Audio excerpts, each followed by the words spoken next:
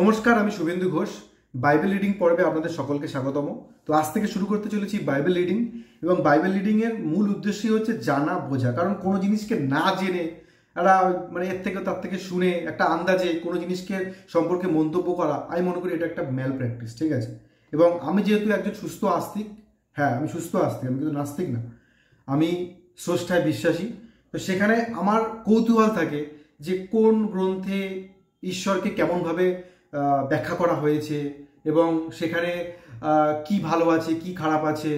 এবং যেহেতু আমি মূলত সুস্থ আস্তিক হিসাবে বিদ্বেষ কমিয়ে সম্প্রীতি বাড়ানোর কাজটা আমি ফোকাস করি, তো সেখানে আমিও এটাও দেখি যে সাথে সাথে যে এখানে কি কোনো এমন কোনো এলিমেন্ট আছে যেটা মানুষের মধ্যে বিদ্বেষ বাড়ানোর মতো জিনিস বাড়াচ্ছে, বা এমন কোনো ভালো জিনিস আছে যেটা মানুষের মধ্যে ইউনাইটেড করার জন্য জিনিসটাকে বলা হচ্ছে। তো আমি সেই জিনিসগুলো মানুষের সামনে তুলে ধরতে চাই, যে যেটা খারাপ, বিদ্বেষমূলক, বিভেদমূলক জিনিস বা হিংস্রমূলক, সেগুলো নিয়ে মানুষকে সচেতন করা, যাতে করে মানুষ নিজস্ব অন্ধভাবে না মেনে নিজস্ব বিচার বিবেচনাকে কাজে লাগিয়ে যাতে করে এগুলোকে মেনে চলে, যাতে মানতে উদ্বুদ্ধ করি আমি। এবং যা যা ভালো আছে সেটাও প্রতিটা মানুষের মধ্যে, সেটা কোনো একটা কমিউনিটির মধ্যে না, কারণ ভালো জিনিস যে কেউ মানতে পারে, যে মানবে তারই ভালো হবে, রাইট? তো সেটাও মানুষের মধ্যে প্রমোট করা, যাতে করে সেখান থেকে সে কিছু টিচিংস নিয়ে তার জীবনে সমাজে কাজে লাগিয়ে বেটারমেন্ট হয়। ঠিক আছে। তো বাইবেল রিডিংয়ের ক্ষেত্রে আমি মূলত দুটো রিসোর্সে দেখেছি, দুটোই অনলাইন রিসোর্স। কারণ অফলাইনে কোনটা প্রপার সুগার কোটিং ছাড়া হবে আমার ঠিক জানা নেই। তো যদি কারো জানা থাকে আপনারা কমেন্ট সেকশনে দিয়ে দেবেন, আমি ডেফিনেটলি সেটা চেক করে দেখব। ঠিক আছে। বাট আপাতত আমি অনলাইনের একটা রিসোর্স পেয়েছি। একটা হচ্ছে বাংলাদেশের ওয়েবসাইট, যেটা হচ্ছে কি যে bangla.global.bible, আর একটা হচ্ছে যে একটা ওয়ার্ড প্রজেক্ট। তো আমি তার লিঙ্ক ডেসক্রিপশনে দিয়ে দেবো, আপনারা ওখান থেকে চাইলে গিয়ে পড়তে পারেন। তো বাইবেলের ক্ষেত্রে দুটো ব্যাপার আছে, একটা হচ্ছে ওল্ড টেস্টিমেন্ট, একটা হচ্ছে নিউ টেস্টিমেন্ট। নিউ টেস্টিমেন্টটাই মূলত খ্রিস্টানদের বা যীশু খ্রিস্ট সম্পর্কে আর কি মেন জায়গাটা ফোকাস করছে। আর যেটা হচ্ছে আপনার ওল্ড টেস্টিমেন্ট, সেখানে হচ্ছে একদম একদম যেটা ইহুদিদের সময় থেকে যেটা আর কি চলে আসছে, একদম হিব্রু ল্যাঙ্গুয়েজে লেখা যেটা হয়েছিল। তো সেইটা প্রথমে ওল্ড টেস্টিমেন্টে আছে, তারপরে নিউ টেস্টিমেন্ট আসছে। তো আমি এখানে যেহেতু আমার উদ্দেশ্য জানা বোঝা, তো আমি প্রেফার করি যে শুরু থেকেই পড়াটাই ভালো। তাতে করে কি হবে, আমার একটা কোর আইডিয়া আমার হবে যে এরকম এরকম এরকম এরকম আছে, ধাপে ধাপে জিনিসগুলো বুঝতে পারবো, রাইট? তো এখানে অনেকগুলো চ্যাপ্টার আছে। তার মধ্যে প্রথম যেটা আছে সেটা হচ্ছে জেনেসিস, যেটাকে বাংলা বলা হয় আদি পুস্তক। ঠিক আছে। তো আপনি একটু দেখে নেবেন, কারণ অনেকগুলো চ্যাপ্টার নাম আমি যদি বলতে শুরু করি সেটা অনেক লম্বা, এখানে সময়টা চলে যাবে। আপনি একটু দেখে নেবেন, লিঙ্ক দিয়ে দেবো। তো এখানে সবার প্রথম যে চ্যাপ্টার আসছে সেটা হচ্ছে কি আদি পুস্তক। এবং আদি পুস্তক সম্পর্কে বলার আগে জাস্ট কয়েকটা লাইন আমি বাইবেল সম্পর্কে জাস্ট একটা বলে রাখতে চাই। আশা করি যেটা আপনাদের আগামী দিনে যখন বাইবেল আস্তে আস্তে আরও পড়বো, চ্যাপ্টার ওয়াইজ, পয়েন্ট ওয়াইজ, তো তখন যেগুলো জিনিসগুলো আপনাদের বুঝতে সুবিধা হবে। কারণ আমি যে ভিডিওটা বানাচ্ছি এটা কিন্তু শুধু খ্রিস্টানদের জন্য বা কোনো হিন্দুদের জন্য বা কোনো মুসলিমদের জন্য এরকম ব্যাপার না, আমি সবার জন্য বানাচ্ছি। আমি এই যে বললাম না সাস্তিক মানে কি হিন্দু মুসলিম খ্রিস্টান না, আস্তিক মানে হচ্ছে সুস্থ আস্তিক। আস্তিক মানে কি যে স্রষ্টা বা ঈশ্বরের ওই যে সত্তাটায় বিশ্বাসী। ঠিক আছে। সেটা যে যেভাবে লেখা আছে সেভাবেই হতে হবে এরকম কোনো বাধ্যবাধকতা নেই। ঈশ্বর কিভাবে আছে, কিভাবে কাজ করছে, আদৌ কি যেটুকু জানি সেটাই কি সব, নাকি এর বাইরে কোনো জিনিস আছে, এই যে কৌতূহল, তাকে জানার ইচ্ছা, তার প্রতি একটা আমার একটা আমি ফিল করতে চাই, এই যে ব্যাপারটা যার মধ্যে আছে সেই হচ্ছে সুস্থ আস্তিক। আর অন্ধবিশ্বাসী কিন্তু আলাদা। অন্ধবিশ্বাসী মানে কি, অ্যাজ ইট ইজ যেরকম লেখা আছে চোখ বন্ধ করে হ্যাঁ ওটাই, সেটা যদি খুব বিদ্বেষমূলক কোনো খুব খারাপও হয় সেটাকেও সে চোখ বুঝে মেনে নিয়ে সেটাকেই সে মানতে চাইবে। তো অন্ধবিশ্বাস অন্ধ আস্তিক আর সুস্থ আস্তিকের মধ্যে অনেক তফাৎ আছে। আমি সুস্থ আস্তিক, আমি জিনিসগুলোকে জেনে বুঝে নিজস্ব বিচার বুদ্ধি যেটুকু আমাকে ঈশ্বর দিয়েছে বলে আমি মনে করি সেটাকে কাজে লাগিয়ে জিনিসগুলোকে মানি, নাকি কোনো জায়গায় লেখা আছে বলে অ্যাজ ইট ইজ সেটাকেই মাথায় ঢুকিয়ে নেবো, আমি এরকম না। সেটা যদি কোনো বেদেও লেখা থাকে বা পুরানো লেখা থাকে বা যে ওয়ার এভার যে কোনো জায়গাতে লেখা থাকে, আমি কখনোই অন্ধভাবে সেটাকে মেনে নেবো না। কারণ যদি আমি অন্ধভাবে মেনে নিই, এখানেই হচ্ছে তার আমি আলটিমেট সৃষ্টির মানে যে আমার যে সোর্সটা তাকে আমি অপমান করছি। যে ভাই তোকে চোখ দিয়েছি, বুদ্ধি দিয়েছি, মাথা দিয়েছি, চিন্তা করার ক্ষমতা দিয়েছি, আর তুই চোখ বন্ধ করে যা লেখা দেখে বোঝে নিলি, এটা দেখে তুই কেমন করে জানলি যে এটা আমি লিখেছি কি না লিখিনি, রাইট? তো ওই জন্য বলছি যে একটু আমি হচ্ছে সুস্থ আস্তিকের কাজই হচ্ছে যে মানুষকে মানে সুস্থভাবে জিনিসগুলোকে মানে বিবেচনা করা, তাকে তাকে মানে বোঝানো, আলোচনা করা, এই একটা সুস্থ পরিবেশ আমি রাখতে চাই। এই যে চারিদিকে যে সাম্প্রদায়িক যত রকম বাজে ব্যাপার স্যাপার ঘটছে সমাজে, আমার এগুলো একদম পছন্দ না। আর এগুলো হওয়ার মূল কারণই হচ্ছে মানুষ ভুলভাবে এই যত গ্রন্থ আছে সেগুলোকে ভুলভাবে বুঝেছে বা তাদেরকে বোঝানো হয়েছে, ঠিক আছে? তো সেখানে একটা মানে আমার নিজের একজন একজন একজন হিউম্যান হিসাবে আমার মনে হয়ে যায় যে না, আমি আমার ভাষায় চেষ্টা করে দেখি মানুষকে বোঝানো, যাতে করে সে নিজের ধর্ম পালন করুক, তাকে নাস্তিক হওয়ার প্রয়োজন নেই, এবং সব জিনিস ঠিকঠাকও থাকে, মানুষের মধ্যে ইন্টিগ্রিটিও ভালো থাকে, সমস্যা কি? এটাই হচ্ছে আমার মেন উদ্দেশ্য। তো বাইবেল যেটা আর কি আছে পুরাতন নিয়ম, মানে যেটা ওল্ড টেস্টিমেন্ট বলছিলাম, তো এখানে বলতে চাইছি কি যে নানান রচয়িতার লেখা 39টি পুস্তকের সংকলন এটা। এবং এই যে ওল্ড টেস্টামেন্টে এখানে বলছে কি যে ইহুদিদের পরিচালনা করার সময় ঈশ্বর যেসব মহৎ কাজ করেছিলেন তার একটা বিবরণ পুরাতন নিয়মে লেখাগুলোতে পাওয়া যায়, ঠিক আছে? মানে এটা ইহুদিদের সময় থেকে, যেটা আগে বললাম। আর যেটা বলতে চাইছি কি যে মানে পুরাতন নিয়মে যেটা বললাম 39টি পুস্তকের সংকলন এবং প্রাচীন ইসরায়েল ভাষায় হিব্রুতে রচিত, ঠিক আছে? এবং অবশ্যই এর কিছু কিছু অংশ বাবিল সাম্রাজ্যের সরকারি ভাষা আরামাইকে লেখা। পুরাতন নিয়মের কিছু কিছু অংশ 3500 বছরেরও বেশি আগে লেখা হয়েছে। এর প্রথম পুস্তক রচনার সময় থেকে শেষ পুস্তক রচনাকালের মধ্যে 1000-এর বেশি, মানে 1000 বছরেরও বেশি ব্যবধান। এবং এই সংকলনে আমাদের মানে আইন, ইতিহাস, গদ্য, সঙ্গীত, কাব্য, এইসব জিনিস এবং নানা রকম জ্ঞানী মানুষের একটা মানে শিক্ষা আর কি, তাদের যে টিচিং সেটাও কিনা এর মধ্যে আছে। এবং এই পুরাতন নিয়মকে বলতে চাই যে 3টি ভাগে ভাগ করা হয়েছে, যে একটা হচ্ছে বিধি ব্যবস্থা, ভাববাদীগণ এবং পবিত্র রচনাবলী। এবং হচ্ছে এই বিধি ব্যবস্থা পর্বটির অন্তর্গত হচ্ছে 5টি পুস্তক, মসির 5 পুস্তক নামে পরিচিত। সেটা আগামী সময়ে আমরা জানতে পারবো কেমন কি আছে। তো এর প্রথম পুস্তক হচ্ছে আদি পুস্তক। আপাতত আমি এটুকুই বলছি, কারণ এরপরে আমি যদি এখন আব্রাহামের কাহিনী বা ওই জিনিসগুলোতে যাই ভিডিও অনেক লেন্থি হয়ে যাবে, আপনি একটু পড়ে নেবেন। তো এখানে যেটা আদি পুস্তকের মধ্যে টোটাল দেখতে পাচ্ছি 31টা আর কি পয়েন্ট আছে, ঠিক আছে?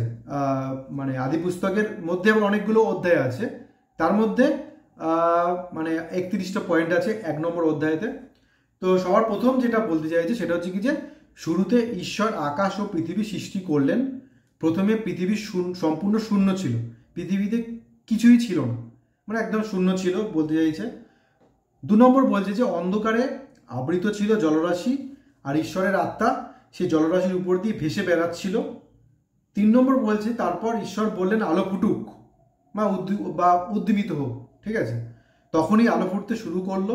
মানে এটাই মানে বলতে চাইছে কি যে ঈশ্বর বললো আলো ফুটুক, তারপরে আলো ফুটতে শুরু করলো, মানে অ্যাজ পার এইখানে যা লেখা আছে সেই হিসাবে বলছি। 4 নম্বর বলছে কি যে আলো দেখে ঈশ্বর বুঝলেন আলো ভালো, তখন ঈশ্বর অন্ধকার থেকে আলোকে পৃথক করলেন। মানে অন্ধকার তো ছিলই, আলোকে তখন ওই অন্ধকার থেকে পৃথক করলো, ঠিক আছে? 5 নম্বর বলছে কি যে ঈশ্বর আলোর নাম দিলেন দিন এবং অন্ধকারের নাম দিলেন রাত্রি। সন্ধ্যা হলো এবং সেখানে সকাল হলো, এই হলো প্রথম দিন, ঠিক আছে? আগের দিন মানে রাত থেকে মানে তারপরে হচ্ছে ওই আলো ফুটুক বললো, আলো ফুটুক বলার পরে মানে আলো ফুটলো, তারপরে ওই আলোকে মানে রাত্রির অন্ধকার থেকে সরিয়ে নিয়ে এলো, সরিয়ে নিয়ে তারপরে যখন আর কি পরের দিন সকাল হলো, তো একদিন ওটা হচ্ছে প্রথম দিন, ঠিক আছে? 6 নম্বরে বলছে তারপর ঈশ্বর বললেন জলকে দুভাগ করার জন্য আকাশমণ্ডলের ব্যবস্থা করা হোক, ঠিক আছে? 7 নম্বরে এসে বলছে যে কি তাই ঈশ্বর আকাশমণ্ডলের সৃষ্টি করে জলকে পৃথক করলেন, 1 ভাগ জল আকাশমণ্ডলের উপরে আর 1 ভাগ জল আকাশমণ্ডলের নিচে থাকলো। আকাশের উপরে জল, আকাশের নিচে জল, আকাশের নিচে তো জল যেটা আমরা সমুদ্র দেখতে পাচ্ছি সেটা তো মানতে হবে। আকাশের উপরে জল, যাই হোক, তো 8 নম্বর হচ্ছে কি যে ঈশ্বর আকাশমণ্ডলের নাম দিলেন আকাশ, সন্ধ্যা হলো আর তারপর সকাল হলো, এটি হলো দ্বিতীয় দিন, মানে পরের দিন আর কি, এটা বলতে চাইছে। এবং তারপরে ঈশ্বর বললেন, 9 নম্বর পয়েন্টে বলছি, ঈশ্বর বললেন আকাশের নিচের জল এক জায়গায় জমা হোক যাতে শুকনো ডাঙা দেখা যায়। মানে সব জায়গায় জল, তো এবারে ছড়ি ছিটিয়ে আছে, এবার জলকে এক জায়গায়, মানে একটা জায়গায় জমা করলে কি হবে, একটা জায়গায় শুকিয়ে যাবে, তখন আর কি ডাঙা দেখা যাবে। এই যে আমাদের দেখা যাচ্ছে যে আমাদের যে আর কি মানে সমুদ্র, সাগর আছে, আবার হচ্ছে স্থলভূমি আছে, তো স্থলভূমি হচ্ছে এটাই আর কি বলতে চাইছে শুকনো ডাঙা। 10 নম্বর পয়েন্টে বলছে কি যে ঈশ্বর শুকনো জমির নাম দিলেন পৃথিবী, এবং এক জায়গার জমা জলের নাম দিলেন মহাসাগর, এবং ঈশ্বর দেখালেন ব্যবস্থাটা ভালো হয়েছে। মানে ঈশ্বর নিজেই বলছে মানে ব্যবস্থাটা ভালো হয়েছে, এবং ওই যে শুকনো জমির যে নাম, তার নাম পৃথিবী, এবং জমা জলের নাম হচ্ছে মহাসাগর। বাট মহাসাগরটাও তো পৃথিবীর মধ্যেই তো ইনক্লুডেড না। ঠিক আছে।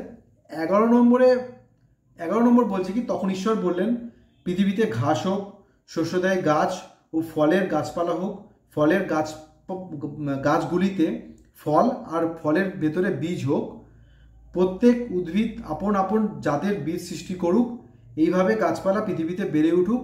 আর তাই হলো।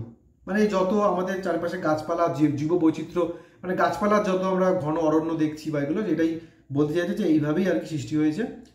তারপরে 12 নম্বর পয়েন্টে বলছে কি যে পৃথিবীতে ঘাস আর শস্যদায়ী উদ্ভিদ উৎপন্ন হলো, আবার ফলদায়ী গাছপালা হলো, ফলের ভেতরে বীজ হলো, প্রত্যেক উদ্ভিদ আপন আপন জাতের বীজ সৃষ্টি করলো, এবং ঈশ্বর দেখালেন ব্যবস্থাটা ভালো হয়েছে। মানে এই যে শস্যদায়ী গাছ, যে ধান গম যত আমরা শস্য যেগুলো আমরা খাই, সেটাও আর কি তারপরেই আর কি সৃষ্টি হয়েছে, এবং ফলের ভেতর তার যে বীজও আর কি সেটাই ওইভাবেই তৈরি হয়েছে।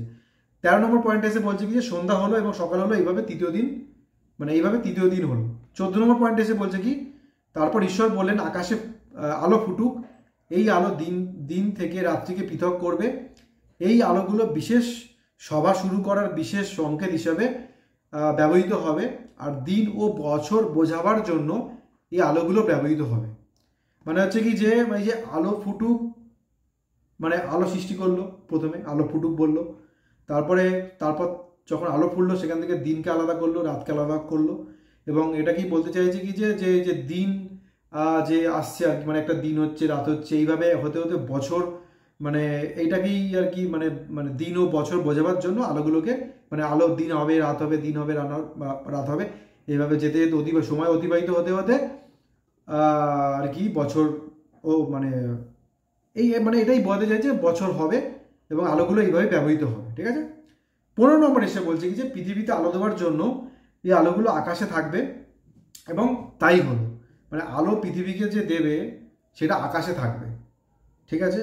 তো সেটাই মানে যেমন আমরা এখন সূর্য দেখতে পাই, সূর্য আকাশ থেকেই তো আসছে, রাইট? তো সেই হিসাবে আর কি বলতে চাইছে যে এটা আকাশেই থাকবে। এবং 16 নম্বরে এসে বলছে কি তখন ঈশ্বর দুটো মহাজ্যোতি বানালেন, ঈশ্বর বড়টি বানালেন দিনের বেলা রাজত্ব করার জন্য, আর ছোটটি বানালেন রাত্রিবেলা রাজত্ব করার জন্য। ঈশ্বর তারকারাজিও সৃষ্টি করলেন। মানে এই যে দিনের বেলা সূর্য, রাত্রিবেলা চাঁদ, আর যে যে ছোট ছোট নক্ষত্র আমরা দেখতে পাই সেগুলো তারকাও, মানে এগুলো আর কি ঈশ্বর বানিয়েছে। ঠিক আছে। এবং 17 নম্বরে বলছে কি যে পৃথিবীকে আলো দেওয়ার জন্য ঈশ্বর এই আলোগুলোকে আকাশে স্থাপন করলেন। আচ্ছা, এগুলোকে মানে আলো দেওয়ার জন্য এগুলোকে আকাশে আর কি স্থাপন করলেন, যে এখানে এটা থাকবে, এখানে এটা থাকবে, এইভাবে আর কি। এবং 18 নম্বরে এসে বলছে কি যে দিন ও রাত্রিকে কর্তৃত্ব দেওয়ার জন্য ঈশ্বর এই আলোগুলোকে আকাশে সাজালেন।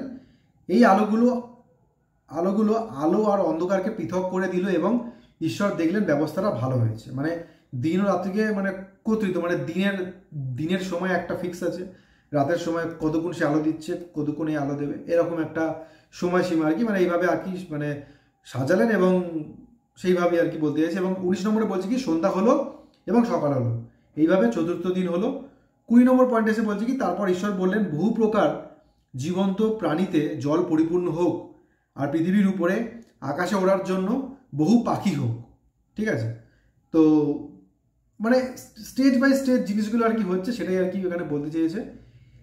21 নম্বরে এসে বলছে কি যে সুতরাং ঈশ্বর বড় বড় মানে জলজন্তু এবং জলে বিচরণ করবে এমন সমস্ত প্রাণী সৃষ্টি করলেন।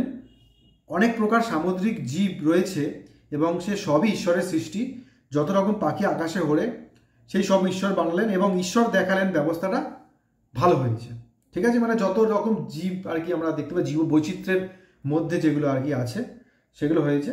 তো 22 নম্বর এসে বলছে কি ঈশ্বর এই সমস্ত প্রাণীদের আশীর্বাদ করলেন এবং ঈশ্বর সামুদ্রিক প্রাণীদের সংখ্যা বৃদ্ধি করে সমুদ্র ভরিয়ে তুলতে বললেন এবং ঈশ্বর পৃথিবীতে পাখিদের সংখ্যা বৃদ্ধি করতে বললেন। মানে ঈশ্বর মাছ থেকে শুরু করে যত রকম সামুদ্রিক প্রাণী আছে এবং পাখি আছে তাদেরকে বলছে যে তোমরা সংখ্যা বৃদ্ধি করো, তোমরা মানে ভরিয়ে তোলো আর কি। এটাই আর কি বুঝলাম। 23 নম্বরে বলছে কি সন্ধ্যা হয়ে গেল এবং তারপর সকাল হলো, এইভাবে পঞ্চম দিন কেটে গেল। ঠিক আছে। 24 নম্বরে বলছে কি তারপর ঈশ্বর বললেন নানা রকম প্রাণী পৃথিবীতে উৎপন্ন হোক, নানা রকম বড় আকারের জন্তু জানোয়ার আর বুকে হেঁটে চলার নানা রকম ছোট ছোট প্রাণী মানে হোক এবং প্রচুর সংখ্যায় তাদের সংখ্যা বৃদ্ধি হোক। এবং তখন ইয়ামেন তিনি বললেন সব কিছু সম্পন্ন হলো, মানে সব কিছুই আর কি মানে আর কি সমস্ত প্রাণী মানে বুকে হেঁটে চলা থেকে শুরু করে সামুদ্রিক আকাশে ওড়ার পাখি গাছপালা সবই উনি মানে তখন সৃষ্টি হয়ে গেছে। ঠিক আছে। তো এইভাবে 25 নম্বর এসে বলছে সুতরাং ঈশ্বর সব জন্তু জানোয়ার তেমনভাবেই তৈরি করলেন, বন্যজন্তু পোষ্য জন্তু আর বুকে হাঁটার সমস্ত রকম ছোটো ছোটো প্রাণী ঈশ্বর বানালেন এবং ঈশ্বর দেখলেন প্রতিটা জিনিসই বেশ ভালো হয়েছে। এবং 26 নম্বরে এসে বলছে কি তখন ঈশ্বর বললেন যে এখন এসো আমরা মানুষ সৃষ্টি করি আমাদের আদলে, আমরা মানুষ সৃষ্টি করব, মানুষ হবে ঠিক আমাদের মতো। আচ্ছা, মানে এখানে বলতে চাইছে কি যে ঈশ্বরের যে গঠন সেটা যদিও বা নিরাকার হয় তাহলেও সেটা মানুষের মতোই, মানে নাহলে দেখুন এই যে লাইনটা দিয়েছে কি এখানে যে আমরা মানুষ সৃষ্টি করব, মানুষ হবে ঠিক আমাদের মতো। মানে মানুষের যে গঠন সেটা ঈশ্বরের মতোই, মানে একটা মানুষের গঠন মানে একটা মানে আমরা যেটা বলি যে নিরাকার আর কি, মানে নিরাকার আমরা দেখতে পাচ্ছি না বা নিরাকার না মানে নিরাকার হওয়ার পরেও তার অ্যাকচুয়াল গঠন আমরা দেখতে না পেলেও মানুষের মতোই, মানে এটাই এখানে কিন্তু বলতে চেয়েছে। ঠিক আছে। তো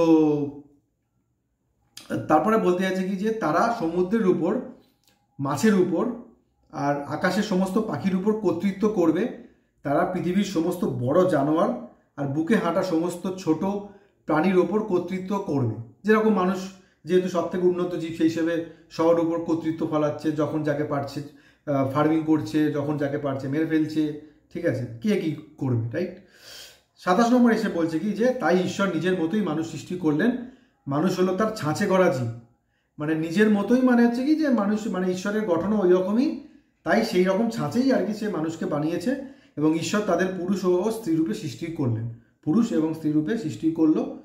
এবং 28 নম্বরে এসে বলছে কি যে ঈশ্বর তাদের আশীর্বাদ করে বললেন তোমাদের বহু সন্তান সন্ততি হোক, মানুষে মানুষে পৃথিবী পরিপূর্ণ করো এবং তোমরা পৃথিবীর নিয়ন্ত্রণের ভার নাও, সমুদ্রের মাছেদের এবং বাতাসে পাখিদের শাসন করো, মাটির উপরে যা কিছু নড়ে চড়ে যাবতীয় প্রাণীকে তোমরা শাসন করো। মানে যা যা আছে তোমার আশেপাশের যত রিসোর্স, যত আর কি লিভিং রিসোর্স আছে তোমরা সেটাকে মানে তোমরা শাসন করো, মানে মানে এটাই আর কি এখানে বলতে চাইছে। এবং সন্তান সন্ততি হোক, এটাই আর কি এখানে বলেছে। 29 নম্বর এসে বলছে কি ঈশ্বর বললেন আমি তোমাদের শস্যদায়ী সমস্ত গাছ ও সমস্ত ফলদায়ী গাছপালা দিচ্ছি, এইসব গাছ বীজযুক্ত ফল উৎপাদন করে, এই সমস্ত শস্য ও ফল হবে তোমাদের খাদ্য। মানে এই যে যত আমরা চাষ করে খাচ্ছি, গাছের ফলমূল খাচ্ছি, খেয়ে আমরা যে বেঁচে টেচে আছি, সার্ভাইভ করছি, যেরকম শোনা যায় যে আদিম যুগে মানুষ এইভাবে খাওয়া দাওয়া করে আর কি বেঁচে থাকতো। তো সেটাই আর কি বলতে চাইছে যে এখানে এইভাবেই আর কি বলে গেছে ঈশ্বর যে তোমাদের সব দিয়ে দিয়েছি এবং এরা এইভাবে গাছ বীজযুক্ত ফল উৎপাদন করে তোমাদের খাদ্য এইভাবে তোমরা মানে মিটিয়ে নেবে। 30 নম্বর এসে বলছে কি এবং জানোয়ারদের সমস্ত সবুজ গাছপালা দিচ্ছি, তাদের খাদ্য হবে সবুজ গাছপালা, পৃথিবীর সমস্ত জন্তু জানোয়ার, আকাশের সমস্ত পাখি এবং মাটির উপরে বুকে হেঁটে যেসব কীট সবাই ওই খাদ্য খাবে এবং সব কিছুই সম্পন্ন হলো।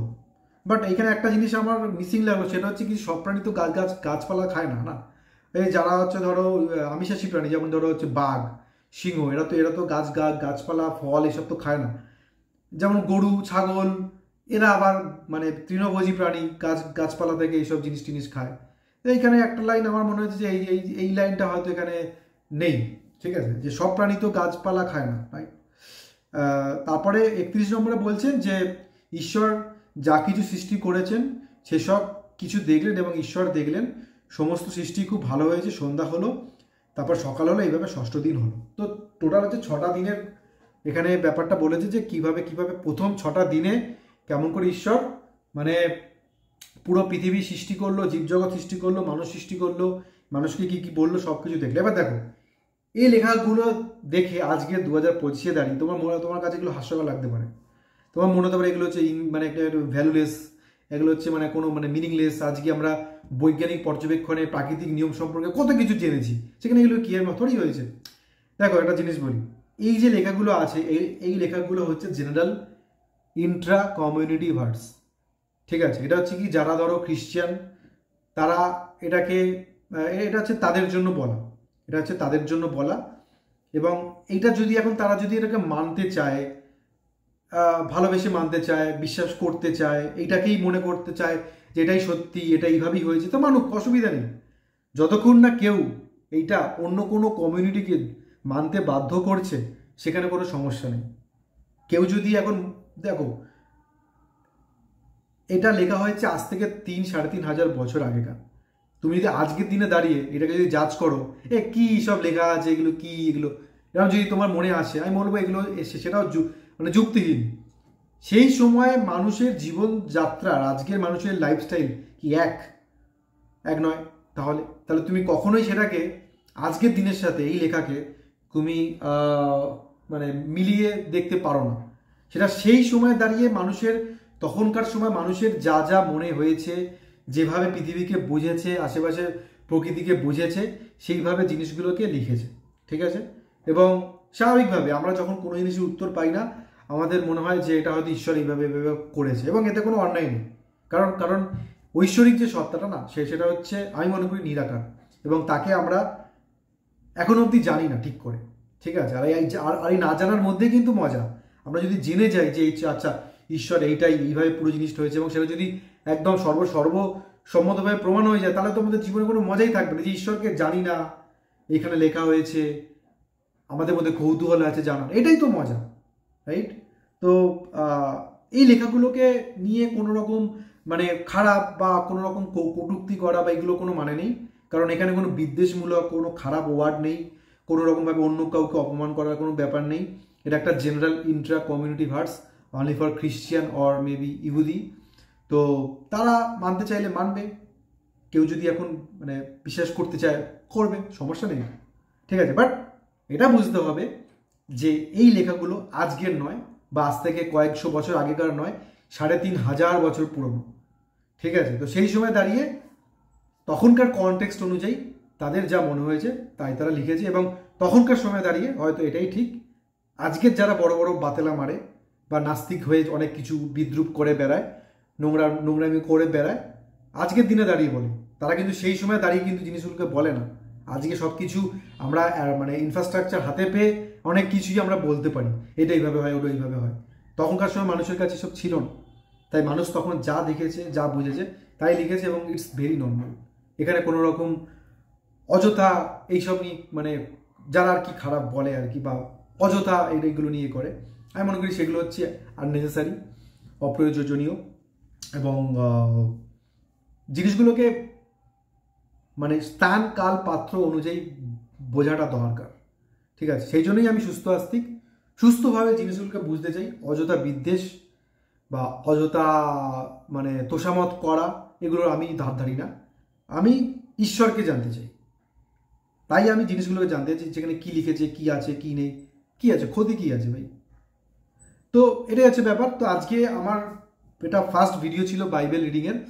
এরপরে আদি পুস্তকের যে সেকেন্ড যে চ্যাপ্টার সেটা পড়বো, যে সেখানে মানে ঈশ্বর সম্পর্কে কী কী লেখা আছে, ঠিক আছে। এবং দেখা হচ্ছে পরের ভিডিওতে।